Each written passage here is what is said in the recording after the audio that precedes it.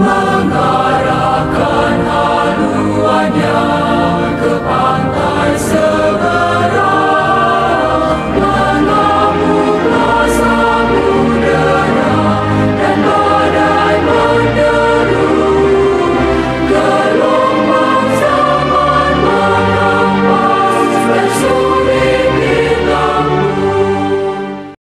Saudara-saudara yang terkasih, selamat berjumpa untuk kita semua. Hari ini hari Rabu, pekan biasa yang ke-14. Inspirasi sabda keluarga diambil dari Injil Matius bab 10 ayat 1 sampai dengan 7. Yesus memanggil ke-12 rasul.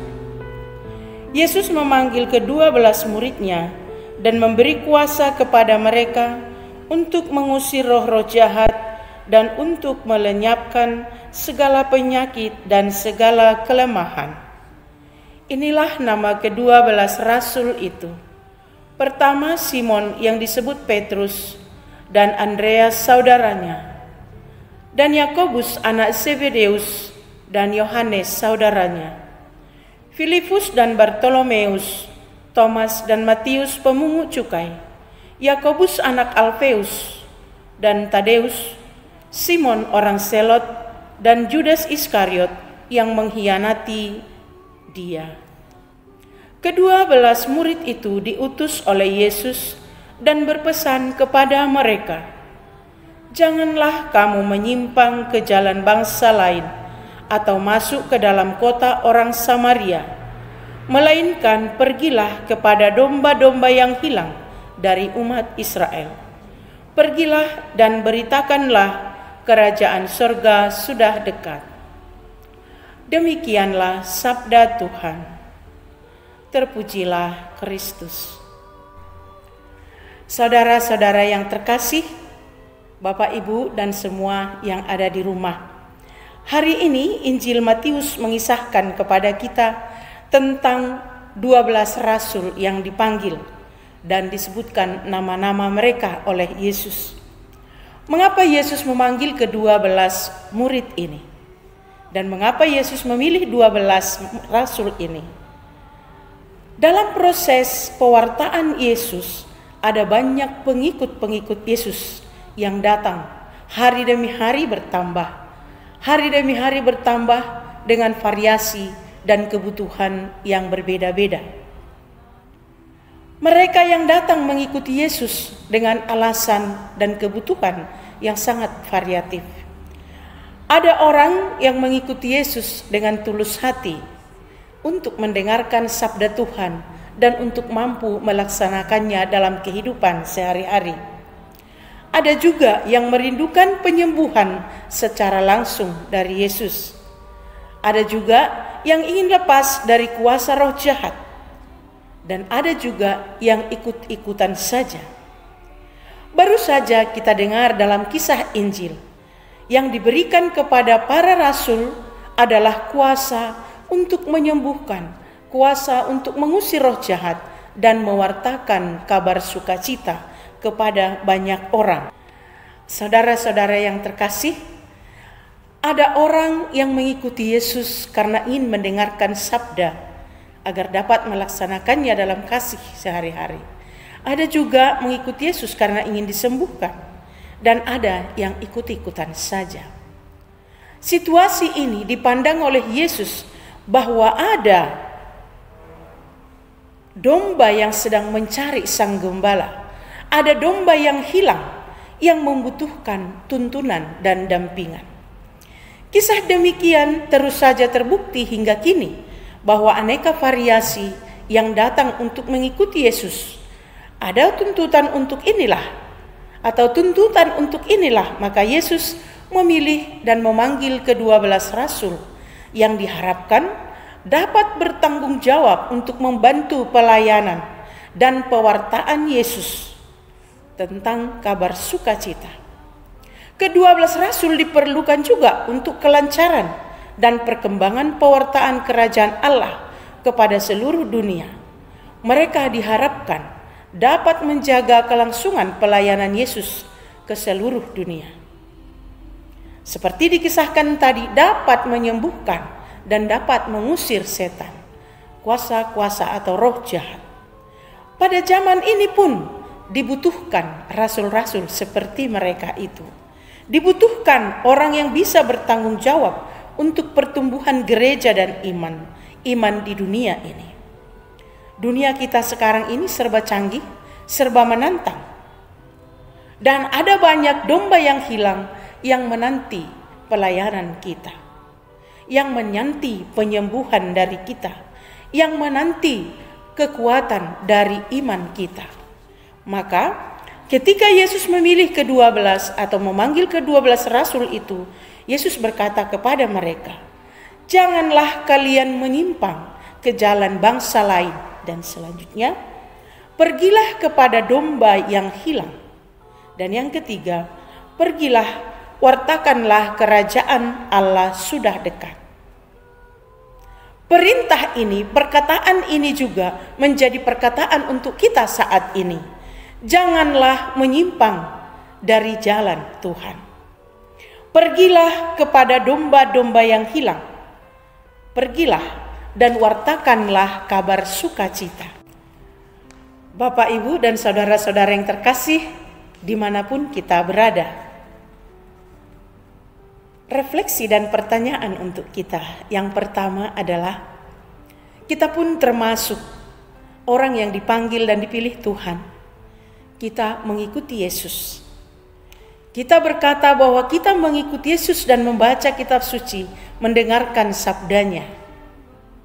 Sebagai murid Yesus, apakah kita juga masih tekun mencari Yesus, bahkan menemukan Yesus dalam kehidupan kita, pengalaman kita, perjuangan kita setiap hari? Atau kita merasa berjuang sendirian? Atau kita merasa sukses sendirian tanpa bantuan Yesus? Atau pertanyaan lebih mendalam adalah, apakah kita menemukan Yesus dalam diri orang-orang yang sedang sakit, tertindas, terpinggirkan, dan lemah? Apakah sebagai pengikut Yesus di zaman ini, kita mencari domba yang hilang? Atau bahkan kita domba yang hilang itu, domba yang sungguh membutuhkan gembala, yang membutuhkan sapaan kita. Bahkan ada orang yang membutuhkan bantuan dan perhatian kita. Seberapa sering kita peduli akan kepedihan hidup orang lain? Jangan-jangan kita hanya terpusat pada kehidupan kita sendiri. Sebagai orang yang terpanggil dan terpilih, yang dimaksud oleh Yesus adalah, pergilah dan wartakanlah kerajaan Allah. Kita menjadi sahabat bagi yang lain. Kita menjadi sahabat bagi orang yang menderita, yang tidak memiliki sahabat. Kita menjadi sahabat bagi orang yang sedang tertindas. Dan ini perjuangan yang tidak mudah, membutuhkan pengorbanan. Pertanyaan refleksi yang kedua adalah, sebagai murid yang terpilih, Yesus juga berkata kepada kita, janganlah kalian pergi ke jalan yang lain. Jangan menyimpang ke jalan yang lain. Pertanyaannya, apakah kita juga masih berada pada jalan yang benar? Apakah kita masih berada dalam kesatuan dan kumpulan gereja? Apakah kita masih ada dalam koridor yang benar? Sebagai satu kesatuan atau gereja kecil dalam keluarga kita, apakah keluarga kita masih dalam keadaan utuh?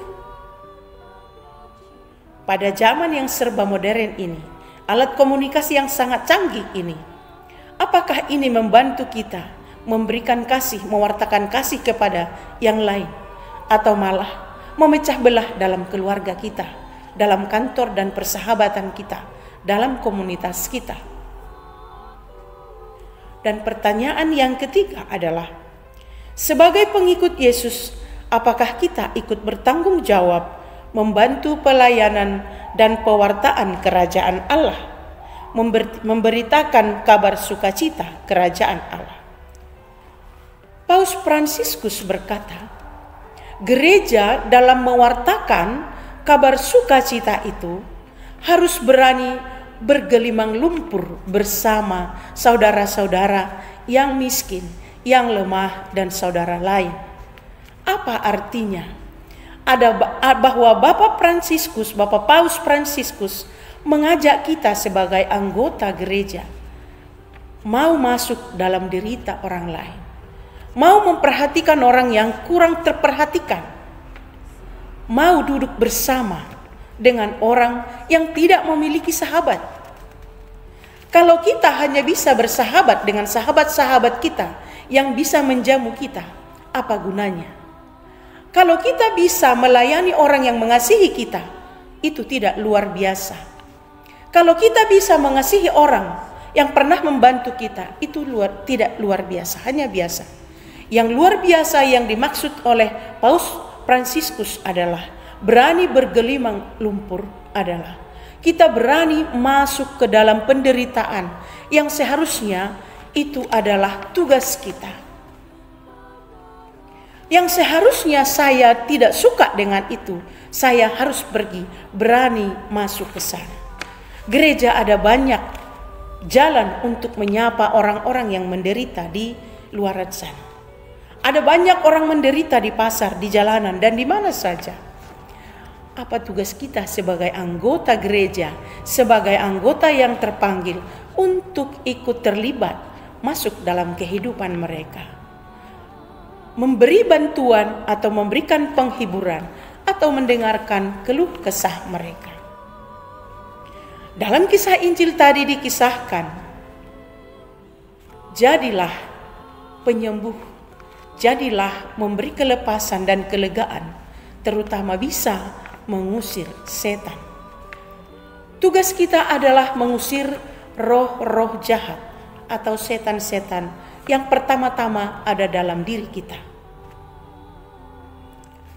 Setan apa itu? Mungkin bukan setan yang mungkin kita bayangkan bisa membuat kesurupan, bisa membuat sesuatu yang gaib, tapi setan-setan kecil, roh-roh jahat yang kecil yang ada dalam diri kita. Egois, cemburu, dendam, tak peduli, angkuh, merendahkan orang lain. Nah, saudara-saudara yang terkasih, yang penting bagi kita adalah menyadari bahwa kita juga masih lemah. Maka berjalan pada jalan yang benar dengan mengandalkan Yesus sebagai jalan yang benar. Tak ada jalan lain kecuali Yesus. Juga berani mencari domba-domba yang hilang, artinya kita tidak ikut merendahkan orang yang terhina. Tugas kita saat menemukan orang yang terhina, berdosa, tak terpandang, tugas kita adalah bersahabat dengan mereka. Secara khusus bagi mereka yang miskin, lemah, tertinggal, atau tertindas, atau tertekan, kita berani berjuang bersama mereka. Karena dengan itu kita dengan nyata membawa kabar sukacita pada mereka. Semoga kita bisa berjalan bersama Yesus sebagai orang-orang yang terpanggil dan terpilih, membawa kabar sukacita, membawa kabar Yesus, dan melakukan kasih sebagaimana Yesus telah melakukan terlebih dahulu. Semoga, amin.